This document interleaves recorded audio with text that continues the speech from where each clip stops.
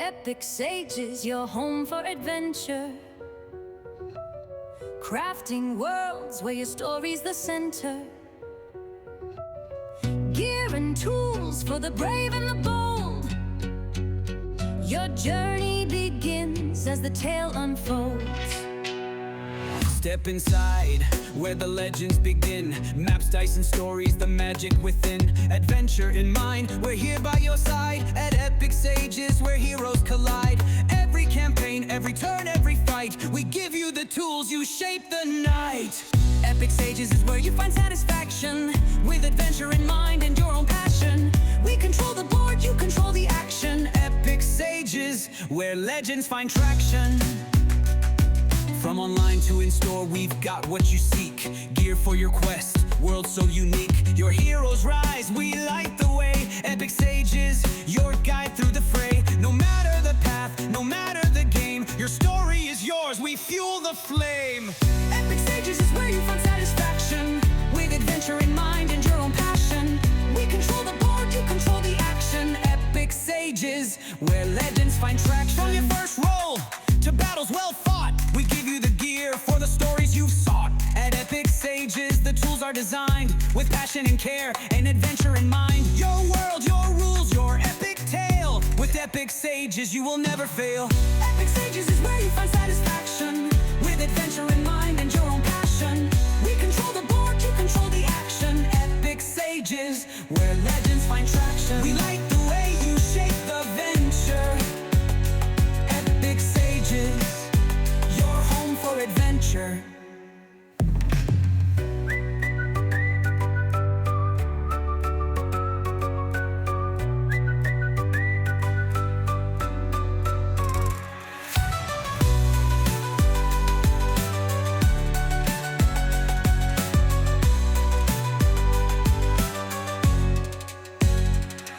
From online to in-store, we've got what you seek.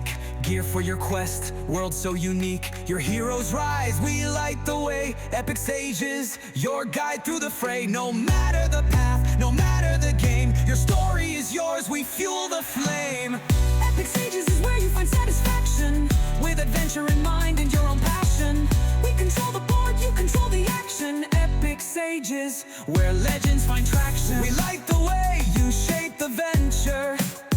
Epic Sages, your home for adventure.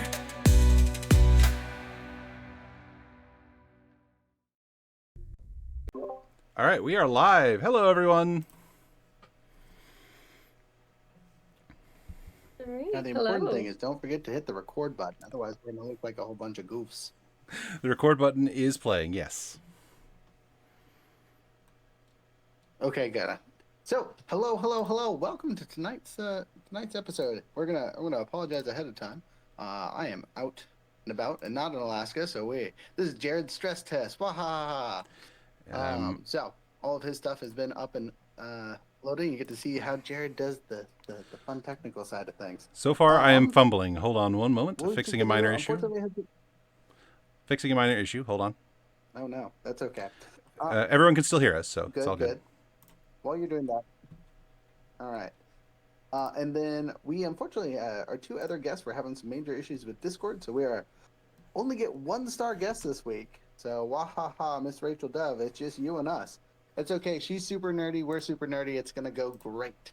So, all that being said, what episode are we on, Jared? What number is this? This is 520. 514. Inspiration. When does homage become plagiarism? Ooh. Anyway, the issue has been resolved. Fantastic. All right. Well, good. So we're gonna jump it over to Rachel. Rachel, can you please tell us who you are, what you do, all your stuff, where people can find you, all the fun stuff? Of course. So first of all, thanks so much for having me on the podcast tonight. My name is Rachel Duff, and I am the creator and founder of a brand new app. Just dropped our second edition, Dungeons Not Dating, and it is a one-of-a-kind mobile app that lets you swipe for your D&D party. So works like a dating app, put in hobby tags, personality tags, value tags, all that fun stuff that you do on a dating app. But then you also put in all your playstyle tags, your availability, things like that, your character details, and then you swipe to connect with other like-minded adventurers to start your own epic games. And you can find me pretty much on any social channel at Dungeons Not Dating. And you can also find me on season 17 of The Blocks that just dropped. And if you do look for me there, I promise you won't be disappointed. Fantastic. We always love having our Bloxer buddies on. And I am also going to apologize. I did not get your hype post up earlier this week just because it was, again, I'm out and about. So you'll see her hype post when I get back after this weekend. So keep an eye out for that. It'll have all of her fun links. And obviously in the descriptor when that gets posted, this episode will probably be a little bit delayed, but that's okay. Anyway, with all that, let's jump right into it. So we're going to start with the easy question. When we say this entirely long title, the inspiration, when does homage become plagiarism, what's the first thing that pops into your mind? Honestly, for me, I've seen a lot of that, and what I first thought of was with music. We hear a lot of music that sounds like older songs or has a line from an older song, and that was the first thing I thought of. There's a difference between completely copying a song and throwing a line in from your favorite artist back in the day. But of course, applying that to tabletop, you hear people saying, "Oh, I'm gonna do a Harry Potter themed adventure," right? And maybe all that means is that it's set in a wizarding school, or maybe that means your characters are literally named Harry, Ron, Hermione, Neville, and Luna. So there's got to be a line drawn somewhere. Okay, interesting. I will get back to that one because that's a fantastic idea. Jared, it was your idea, but what was your first thoughts when you came up with this title? Well, my first thought when I hear the word plagiarism is homework, especially in college. The professors are very like, that's like a whole extra layer to their job. It's like, oh, this sounds good. Did anyone else say it first? So yeah, that's the first thought I have is creating extra work for people who have to check for genuine originality. How it relates to tabletop RPGs is like Rachel said, sometimes you feel like you just want to like get inspired by all your favorite stuff, and I feel like that's where a lot of our what you call kitchen sink games and settings come from. Like I can point to Pathfinder's Galarian. It literally has everything, including Cthulhu. So yeah, but as far as where the line rides, actually, our colleague Younger put it the best way is like where that line it's like where it starts to get blurry is like compare Disney's Lion King with the anime Kimba the Lion. How much did they steal? How much is original? So Fantastic. And I'm gonna kind of parrot that a little bit on my answer. Right, my first thought is the difference between a homage and plagiarism is how much respect is given to the original setting, right? It's probably the biggest thing in any setting you're playing in, and we'll kind of focus down on a couple more niches with it. But like, if it is respectfully played to the original source, and it is obviously something that is used because of the love of whatever that original thing was, generally it's just a homage, right? Whereas plagiarism is dissecting something out of there that they really liked or wanted to use and has no respect for the context or anything of the like, right? They're just stealing something to steal something. There's no like, hey, look, we were thinking about this when this happened. Talking about homework, right? We talked a second ago. The difference between their plagiarism and that is really just like you citing your sources, right? That's a major difference between, hey, I'm borrowing this guy's work and using it comparatively to, this is my original idea. No one else thought of this before me, and I definitely didn't take this straight from someone's webpage. So, I mean, first thing that comes to that is like respect versus theft, right? Is kind of the where the line goes, at least in my head. So, I have a fun question, and then after this question, Jared, I'm going to let you ask a silly question. We're going to flip back and forth and see how that goes today. So next question, real simple. What is your favorite homage? ooh. Starting with Rachel. I'll give you a couple seconds here. Ooh, that's a hard one. I don't know. I might need a couple seconds to think. My favorite homage, huh? Okay, we'll give you a second then. You think that out. Jared, you got one? Oh, too many. Basically, every the way I see it is every decent piece of fantasy literature or game that has come out since Lord of the Rings is kind of an homage to Lord of the Rings, and then every bad piece of fantasy fiction is the plagiarism. Is how I kind of Okay, take a view interesting. on All right, all things. right, all right. They take what's best. They take what's like, oh, what actually Huh. inspired them, and they do something good. Like a case in point, you can't argue that. I guess you could argue, but I would say you can't really argue that Harry Potter stole too much from Lord of the Rings that wasn't already part of a common mythos. She had a lot of original ideas, or rather, ideas that she made original through her interpretation. So, but then you get to people like, and I'm going to out myself as someone who does not enjoy Game of Thrones. I feel George R. R. Martin basically said, "What if I copy Tolkien and made everyone a jerk?" And they're like, "You can't copy Tolkien. There's all this stuff. They'll know you're copying Tolkien. What if I took out every species except dragons and humans and undead?" Okay, that could work. So that Interesting take. We might have to dig into that in a little bit. Rachel, you got one, or do you want me to do mine first? Well, I'm honestly, I just went through a entire coding boot camp, and so a lot of my favorite homages that I'm thinking are more in relation to the coding world, like things like putting a hello world as your first piece of code or things of that nature, even when we're talking about just standard homages within real life. I think about, saying things like, oh, I finished my boot camp, I leveled up. I leveled up. Now I can code a website. I can do this, using those different terms or phrases from my tabletop RPG experience, but applying them to real world situations. So I think there's a lot of those that I think of when I think about giving homage to something. But I'm trying to think of like even just in pop culture, really. Um, I don't know. I'm kind of drawing a blank on that front, to be honest. I mean, Okay, that's interesting. that's Well, fair. I mean, real homages are just as good as visual ones or media ones, so I think that's a great answer. I gotta go with the Akira slide, right? If we're gonna talk anime, every decent anime has one snuck in there somewhere. Even popular movies. I think they did it in the new Sonic movie. You know what I mean? They got not to ruin anything in the movie, but Shadow gets a bike at one point and he Akira slides. And it's very much they memeing it up, and it's good. You know what I mean? That's a very popular one that gets used all the time.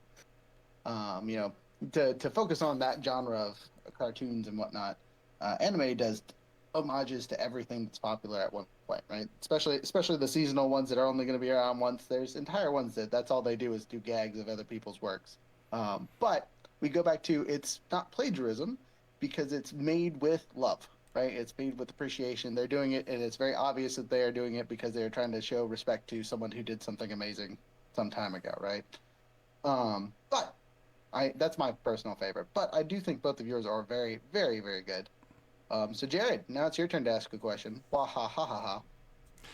Okay, I can take a stab at this. So, the question I posit to both of you: intent, obviously, and Roger touched on this a little bit. Intent. When you go in with an inspiration of something that you really, really love, and you're trying to incorporate it into something creative that you're doing, how much credit does intent buy you? Like, if you honestly were just trying to share what you loved in something that you're creating, how much leeway does that give if someone they're like, "This is my Sonic OC," you know? Like, how much does that? How much credit? How much goodwill? There's the word. How much goodwill does that get someone if you see an original work and you're like, "I can see where you're copying from here, but your heart's in the right place"? Or is there a line where it's like, "No, you might want to just go back and maybe touch that up a bit more"? Mm. This is a hard one. I think we live in a pretty harsh world. People tend to be a little bit judgmental unless you're writing an actual like fan fiction or something. I don't think people put a lot of thought into intent anymore. I think it's just kind of, hey, you stole this, and it doesn't matter if it's because you love it or what. You stole it and that wasn't right. So I feel like intent really doesn't get you very far at all. So um, if you're doing something with a positive intent because you really really love whatever you're drawing your inspiration from, you really need to find a way to make it your own very quickly, or else it's gonna get lost in the shuffle. I can see at that point. That's a very good point. So I'm gonna tag off that one. I'm gonna tag off that one just a little bit because I have a disagreement, right? Because I think it's about how honest you are about what you are copying, right? If again it is this is my original work and nothing I've used comes from anything else, you don't really have any excuse for it, right? You can take entire lines of dialogue and use them as a homage, like you said. The "Hello World," right, is a cute cutesy little coding homage, um, right? And if you are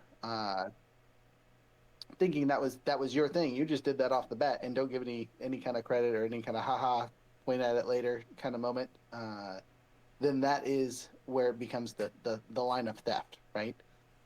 Going to the Disney Lion King and Akimbo, is that what it is? Kimbo the White Kimbo? Lion. Kimbo the You White said Lion. it good. I believe it was Kimbo. Yeah, that one. Um, Kimba. you know Excuse me. how much Kimba. of that was taken or stolen or Kimba? Okay, Kimba. Sorry. Honestly, I haven't seen that one, so I have no idea of the reference. I have seen the I've seen some stuff on it, but I've not watched the whole movie. But there is enough of a difference there that it probably wasn't too much plagiarism, right? It just happened to come out at the near the same time. But they have a very different visual style, just a very similar story. They both stole Macbeth and went with that. But going to it really is just, if you know that you are using something that is from something else, it is appropriate to somewhere in your works acknowledge it, right? I drew inspiration from these sources. I did, you know what I mean? That's where you get your goodwill, is when you acknowledge that it's not all your own personal idea. And to kind of jump that up into our new age AI stuff, right? When we start using AI for prompts and things like that, and people use whatever someone else's work to inspire their artwork, right? The Studio Ghibli is a great source of stuff, right? Because people love that artwork, right? And like using that in your AI prompts and being like, look, I really, this is something I have a love for, so I want to see what my art style would look like with. Being honest and upfront of that is going to give you a little bit of, hey, this is okay, right? Now, if you make a whole movie based on Studio Ghibli's thing with a AI product, no, that's too much, right? You're stealing the whole shebang. But make a silly avatar that looks like Studio Ghibli because you like Studio Ghibli stuff, or throw a Studio Ghibli in an art piece that because it looks cool or something silly. You might be able to get around that. But it is really how much you abuse the goodwill, I think, right? And too much without acknowledgement is instantaneous, whereas too much with acknowledgement also has that line, right, where you've taken too much of it. It's a thing to snag a bit. It's a whole other thing to steal the entire fish. Yeah. Yeah, I can definitely see that point. Yeah. Sorry, Jared. No, it's all right. I was gonna issue a minor correction. It was Hamlet, not Macbeth. Wrong Shakespearean play. You're right. It was Hamlet. You're right. Oh, yeah. Sorry, I have actor friends out there that would come after me if I didn't correct you. All right. Did you want me to pitch the next question as well then? Sure. We'll do two in a row. I'll get the next one. All right. So this is speaking to a personal experience of mine because this happens to me so often. Have you ever had a moment where you had an idea you got really excited about and you thought it was a really just original idea? And when you went to go start developing that idea, you found out not only has someone done it before, they did it a while ago and it's actually fairly popular. What was that feeling like and how did you move forward from it?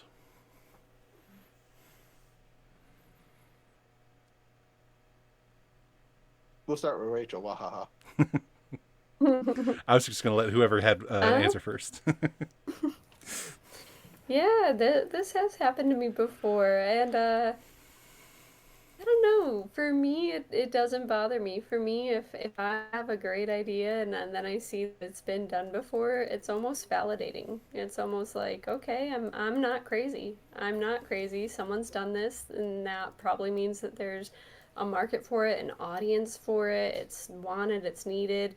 Even if it's something where I'm trying to fill a gap, there the merrier, you know. There you can never have too many resources, especially when we're talking about operating within the tabletop RPG world, right? If I come to the table and say, "Hey, I've got this great idea for how to track combat," everyone is always going to tell me there's a million ways to track combat, Rachel. We don't really, you know, but you can never have too many. Okay, now you've got a million and one ways to track your combat. You know, maybe mine has a feature something that theirs didn't. I don't know. You know, so for me, that's kind of almost validating, or even in storylines, it makes me feel like I'm onto something, right? I've built something, I've written something, also already has done a little bit, but that means that it's relatable. That means it's a more universal experience. It's not just me singing my song alone and hoping that someone can follow along with the lyrics. I know they can because it's already been so.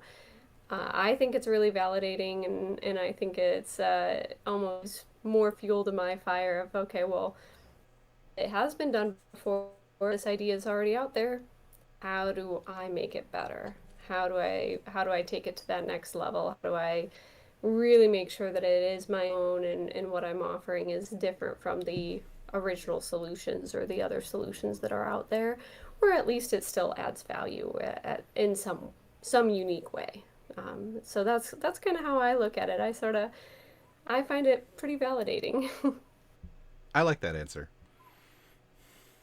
Yeah, Yeah. I'm gonna piggyback off that just a little bit because I too have had plenty of times where I've made something and it's been like, man, there's already something in the player's handbook and I just misreading it or I forgot about it or whatever, right?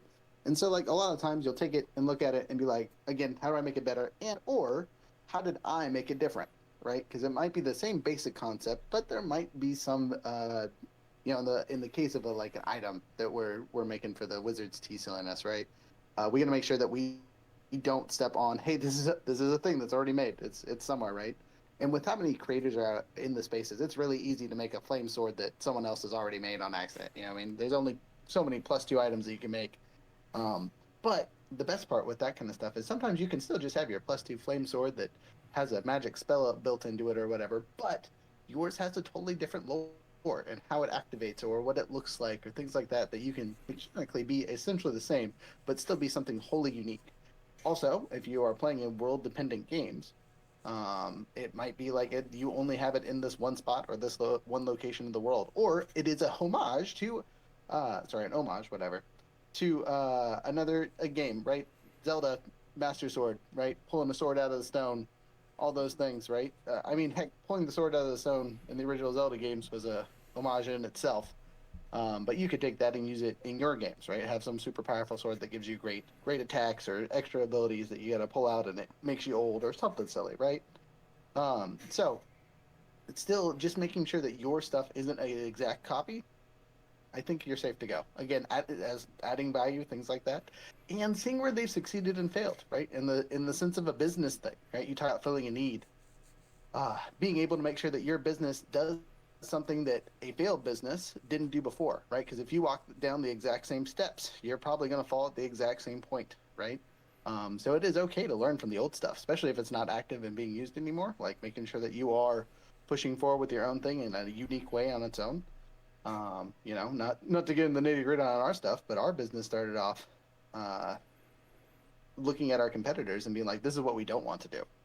Right? These are the people that are out here doing things similar to what we want to try. This is what we don't want to do, or this is like that seems like a good idea, but they're not doing it well, and we improved and move forward. Yeah, yeah, I like both those answers, and I find myself agreeing with them. The only point where I find it a major point of frustration when I'm trying to come up with something is original is when I come up with a name, and then something else has already named that. And you're just like, oh, I had my heart set on that name, but if I try to use this, then everyone's just like, a name is the one thing everyone will be like, you're just copying. So it's like, Mhm. so, Can I give you a real world As a example of that? please do. Sorry, I actually had that exact thing happen with the app I'm building. I want to do a mental health portal for it so that people can get connected for providers for play therapy and say, I'm dealing with combat trauma or anxiety, social anxiety, whatever, right? And they get connected with a therapist and a party to work through it. And I was like, what could be the name for that? And because it's D&D based, you have an action where you can help, and a lot of the stuff is about becoming a hero. So I was like, I'm gonna name it Help for Heroes. That's the name. And I loved it, and I was so all about it, and I was ready to like go to market and write my business proposal. Help for Heroes, it exists. It's a nonprofit, been around for decades, and it's nothing to do with D&D or anything like that. But that one, I was like, oh man, yeah, because I can't just steal the name of a entirely different operating company for decades. That's not gonna work. Yeah, that happened with me as well. I do another content creation channel, Couch Quest Gaming, and it turns out Couch Quest is already the name of an indie game developer in the UK. They even commented on one of my videos, but they weren't mean or anything. They were just politely commenting and saying, "Hey, I need to play this game." I was just like, at that point, I was too far in. I was like 3 years into making the YouTube channel, so I'm like, "Hey, we're name twins," and just kind of moved on with my day.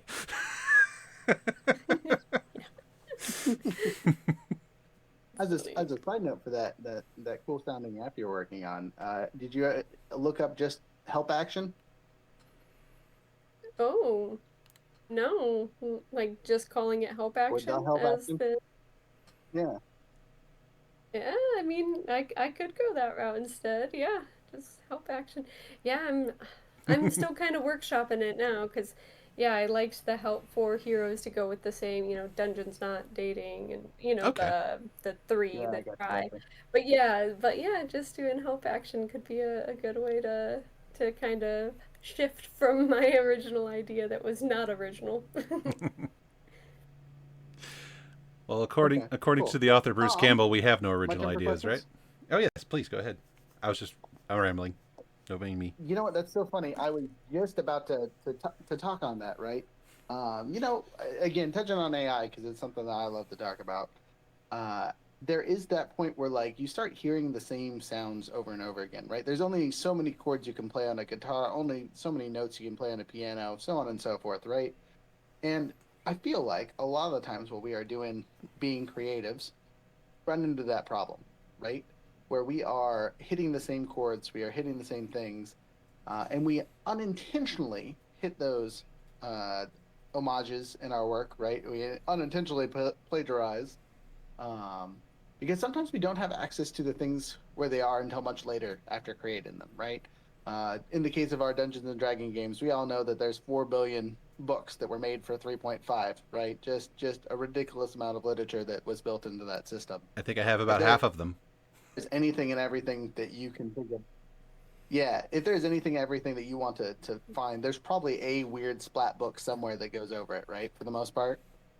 So as we move forward in our ever quest for growing creativity, how do you guys want to make sure that your content that you make is handled well in the area that we are doing stuff in now, right? In the new age AI stuff. How do you guys want your stuff to be used as you push forward?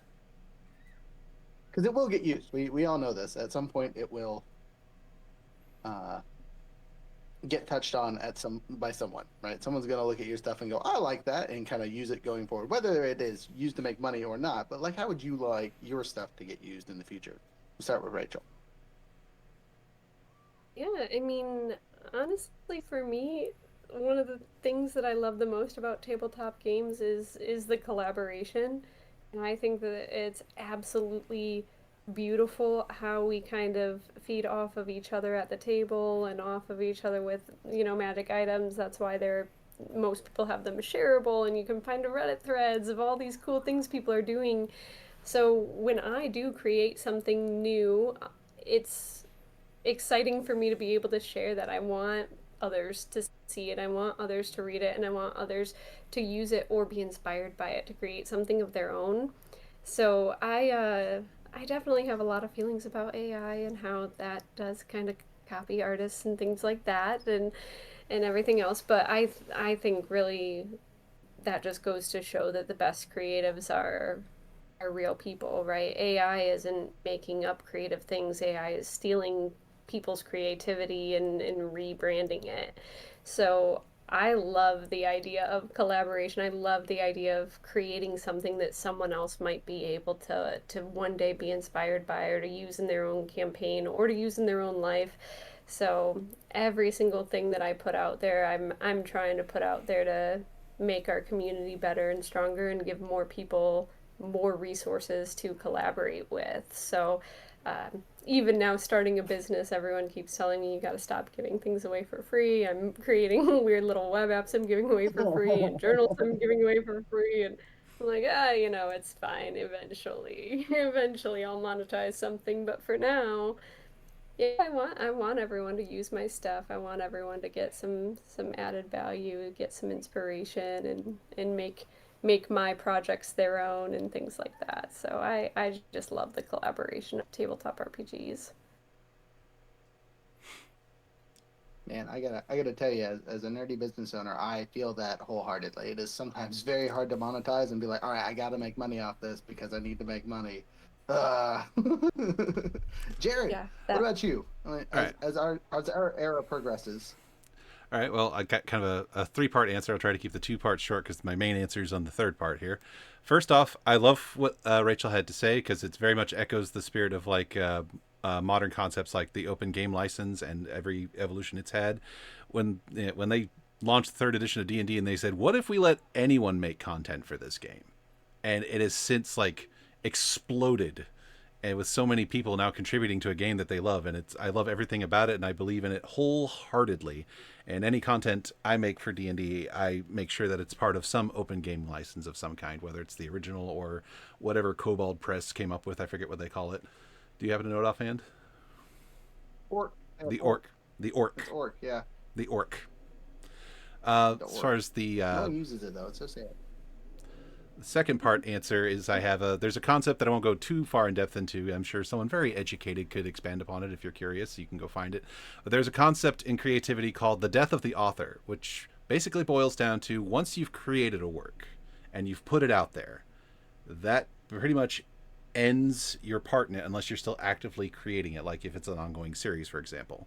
But once it's out there, it becomes the audience's. It's kind of theirs. So as far as where I sit on where my anything I would make would go, it'd be like ultimately I can just take pride in knowing what I made. I put a lot of work and care into, and beyond that I would just wait to see if someone did use it in such a way that I did not agree with. I would speak out, but beyond that, I feel like my responsibility is to just make sure that I was clear in my intention when creating it. Beyond that, I have no control over it. I have no ownership of it. And as for the third part, yeah, I'm going to rant on AI because everyone's had a chance to rant on AI, so I'm going to do it now. But so AI is what's scary about AI is it's kind of a rapid version of what we humans just do all the time. It's constantly inputting information, and then it's able to reassemble and recreate stuff using that information very quickly and very efficiently. But it kind of, like Rachel pointed out, it lacks that creative spark, which is interesting. And then this is something I tell people. I actually only got into using ChatGPT and other AI tools like this year. And it's been a very interesting journey. But one of the things I did with my ChatGPT almost right away is because you have a multiple chat function. I opened a chat just to talk to it, just like a person. And I've continued talking to it like it was a person for a while, so that in talking to me, it's gotten an idea of like where my values sit when I'm asking it for help with creative tasks and all that. So it already has ingrained in its thing. It's like, oh, okay, so you don't want to just copy paste here. Okay, here's how I can help you do something actually creative. So the point I'm trying to get to, and taking a very roundabout way of doing it, is AI tools, while we shouldn't just use them to just crank out just stuff, and that's the best descriptor I can think of, that is just stuff, is if it's appropriately used as a tool to enhance our own creativity, it can actually help a lot of people realize things they might not have been able to do before. And the best example I can think of recently is the Suno app, because I don't know how to play an instrument. And but I can, jot down some We love lyrics. Suno. We love Suno here. I, Suno's the best. I can jot down some lyrics and tell Suno. Indeed. I can tell Suno what kind of genre of music I'm going for, and it'll compose something and put an AI singer to my lyrics. So it helps me achieve a level of creativity I wouldn't have been able to do at least not in a very short amount of time. So yeah, More AI. cost effective. Yeah, AI is a great tool, and we have to remember that it is a tool, and it's still very much in its infancy. So we just, like in all things that mankind struggles with, in moderation. What's that? Explain. What's that? Yeah. Right. Sounds fake. Help me out. What's that mean? So in that moment, right? We go back to the negatives and positives of plagiarism, right? Because we talked about plagiarism generally as a bad thing, right? But we also have a phrase that goes, the greatest form of compliment is imitation, right? Hmm. So with that, right? Where is your greatest compliment? Who do you copy the most? Who are you trying to envelop, be as you go forward with what you do? This one's pretty easy for Without, me. sorry, I'm gonna add one more. Oh, okay, yeah. Okay, Keep go ahead. going, keep going. I was gonna say without becoming that person, right? Because it's very easy to just completely copy someone, but how do you be like someone without quite being them, right? And who is that person for you? So my answer to this is and always will be the same. I draw so much inspiration from Oscar Wilde. I think he was a phenomenal person, a phenomenal writer. I loved his thirst for adventure, for life, and for knowledge, and I love his open-mindedness. There was nothing he literary quotes, and I can't tell you how many times I've read Dorian Gray, but either way, there's so many things that I could just steal word for word from Oscar Wilde, but I don't. I refrain. I rarely quote him, if ever, because it's really the spirit of his that I want to emulate as best that I can, and again, just that love of life, adventure, knowledge, and having that open mind. So for me, I do have a lot of weird little homages to Oscar Wilde in almost everything I do, and even the way I built my business. But you will almost never find a direct quote from Oscar ever from me. 'Cause yeah, it's that spirit that I'm chasing.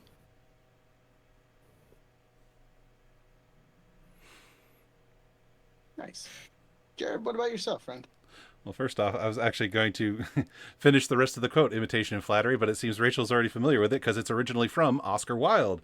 Imitation is the sincerest form of flattery that mediocrity can pay to greatness. And you can interpret that as your wish. It means that somebody who is mediocre is trying to become great, or you're trying to pass off something you're imitating as great when somebody else already did it better. I'll let you be the judge of what it is you're doing in any moment. But as far as who I imitate, I gotta say I'm kind of greedy in this regard because I don't want to just imitate or put one person up. There's so many people that I admire and want to kind of strive towards being like. Just off the top of my head, I can think of people like Fred Rogers, Bob Ross, people who just genuinely just saw what state the world was pretty much in on a 24-hour basis, and they said, no, I think I want to try and make it better. Especially, I think a quote from Fred Rogers is find the helpers. Anytime in times of crisis, he says, find the helpers, find the people who are trying to make things better, and then try to be like them. So I'm going to strive on Fred Rogers' quote there. I'm going to try to be like the helpers. Man, that's really funny because that's our corporate name, and that's partly where it came from, right? It's the Apprentice Hero Helpers. Right. Though I think from the original stuff, I think I'm the only one that quoted that forever ago. But that's fine. I'm gonna have a little bit of a sadder answer for this one. Okay. And it's a personal person in my life. It was my grandfather. It was someone I aspired to be like, his goofy charm and silliness, and he recently passed. So it was definitely one of those times where it's sad to see the end of an era, right? And then be like, all right, someone else's turn to take that spot, fill that place. So that's mine. Sad answer, but that's what it Sorry is. for your loss. That's, yeah. That's Carrying on his he legacy. lived a good life, so Yeah. Jared, your turn for questions. Ooh, a question. All right, I can come up with one off the cuff here. I think we got about time for 2 more before we wrap it up tonight. Give or take, depending on how long we take to answer. All right, so. That's fair. Okay, so here's one. When you are in the position to judge if something is imitation or plagiarism, what is your go-to action for addressing it and correcting it?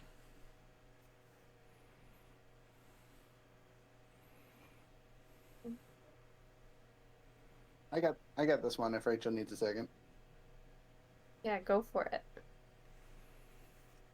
So this is where intention comes in.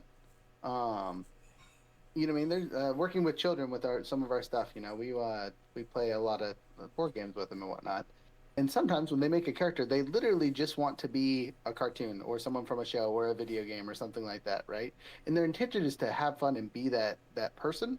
And it's 100% plagiarism. They're just taking stats and things and other stuff and turning it into a character or whatnot.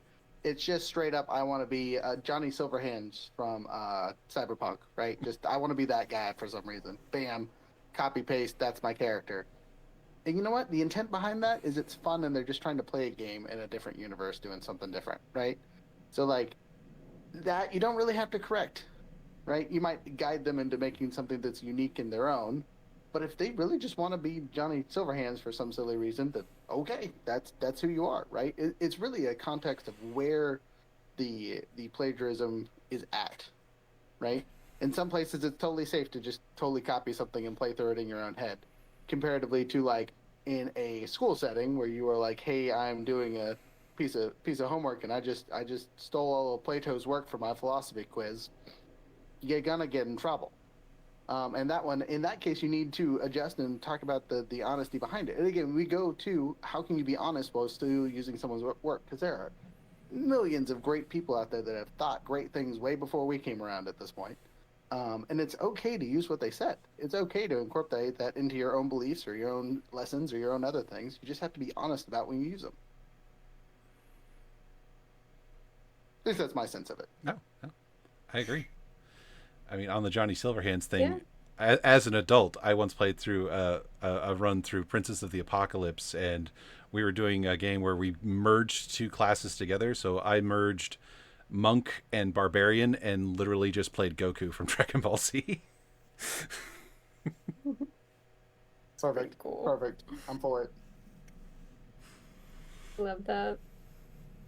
Yeah, I was actually going to touch on intent as well, but the more I think about it, the more I realize sometimes that's the fun of playing games like D&D is that you can look at your favorite characters in movies or TV shows and then just sort of conceptualize, okay, what would that be? I think their class would be a sorcerer. It should be this. It should be, everyone quotes you're a wizard, Harry, but really Harry was a sorcerer, right? If you actually put a class to him, Batman maybe a rogue or an alchemist, So it's kind of fun to sort of look at your favorite pop culture people and then kind of reverse engineer that into your gameplay.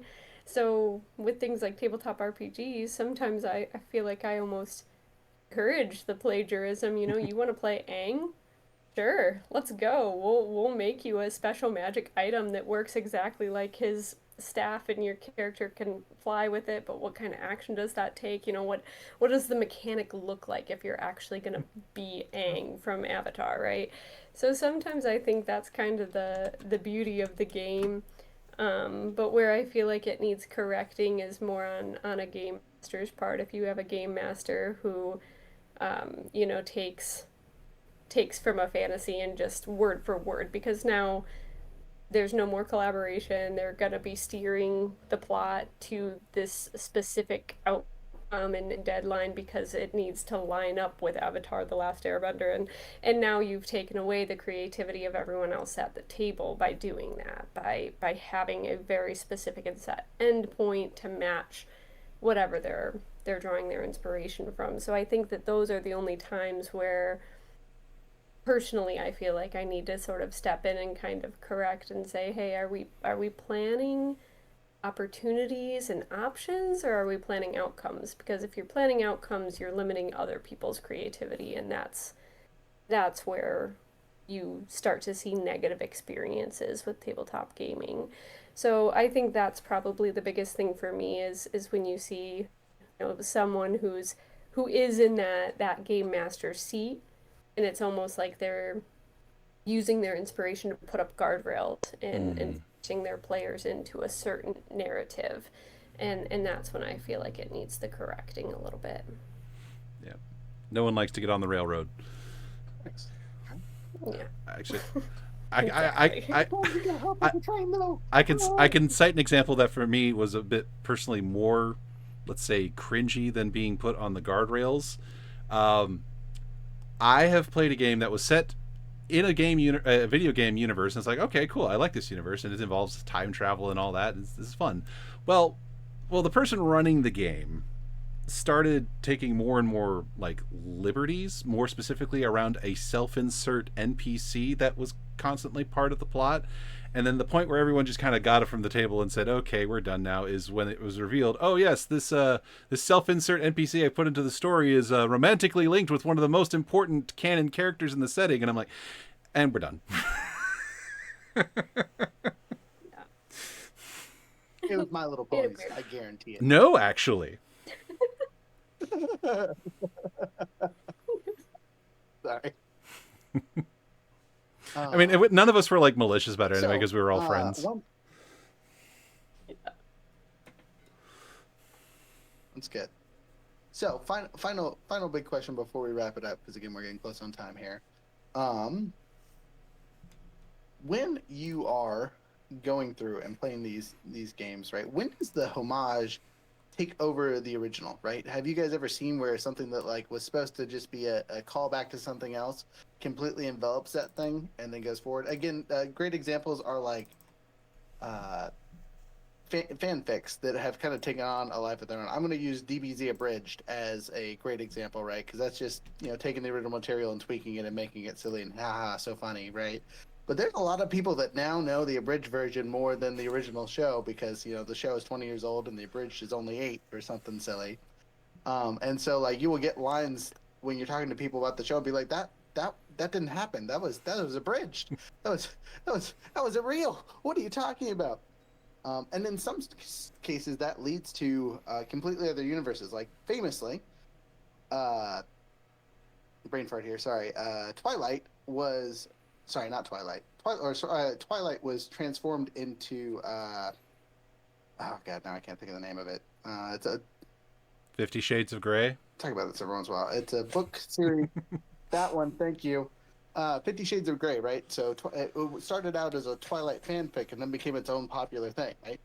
So when you're doing your stuff, have you guys ever seen those kind of examples in the stuff that you do with people? Where the homage kind of takes over the original?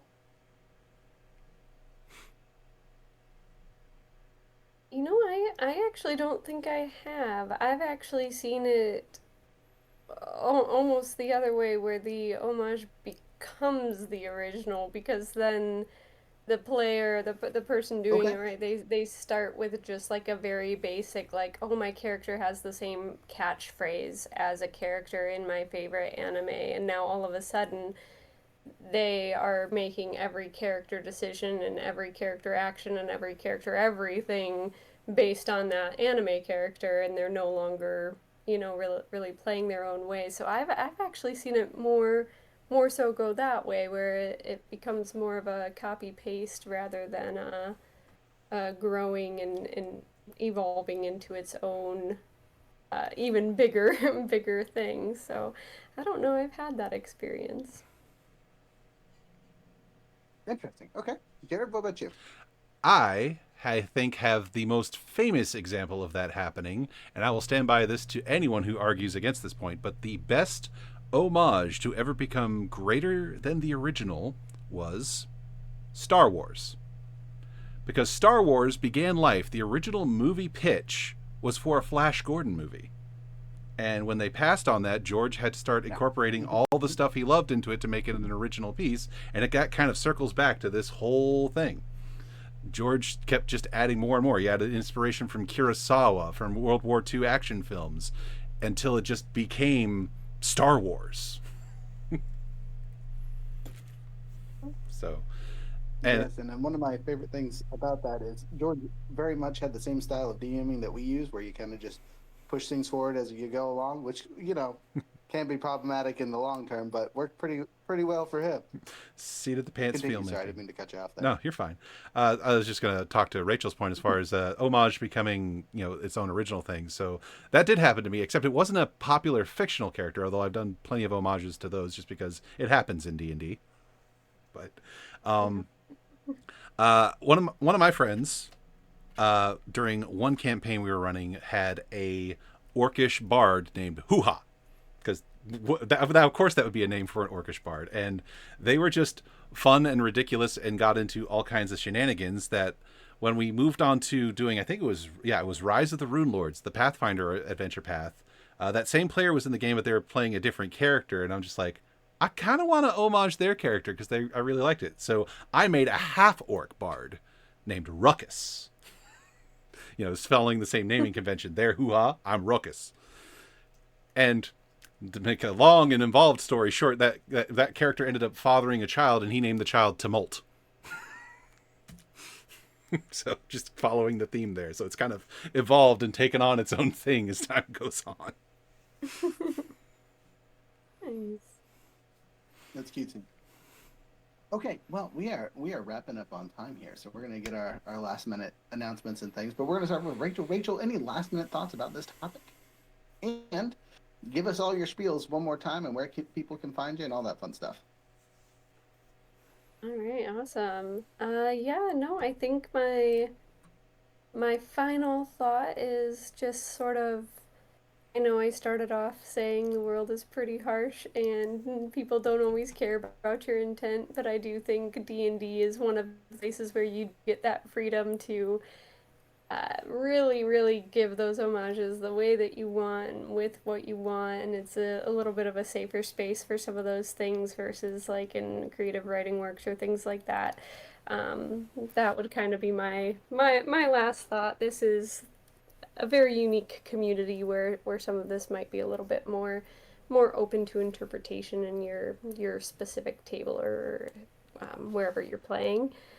And then just kind of that last follow-up. Again, my name is Rachel Dove, and I am the founder of Dungeons Not Dating, the one-of-a-kind app that lets you swipe for your party.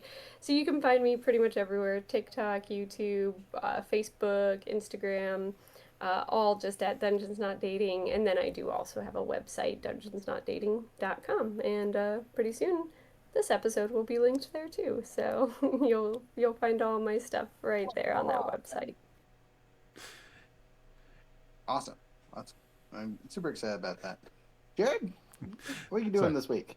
Well, fighting with my streaming setup for one. Sorry, that face earlier was because she said, "Oh, I'm linking this to my website." It's like, oh, everyone can see the horrible technical job I did this week. But yeah, no need to cry. It's okay. Still trying to play through both the Spider-Man PS4 game and Hogwarts Legacy, though I did not end up playing Spider-Man last week because my monitor died. So I just ended up playing stuff from my Steam library. So look for that video next week.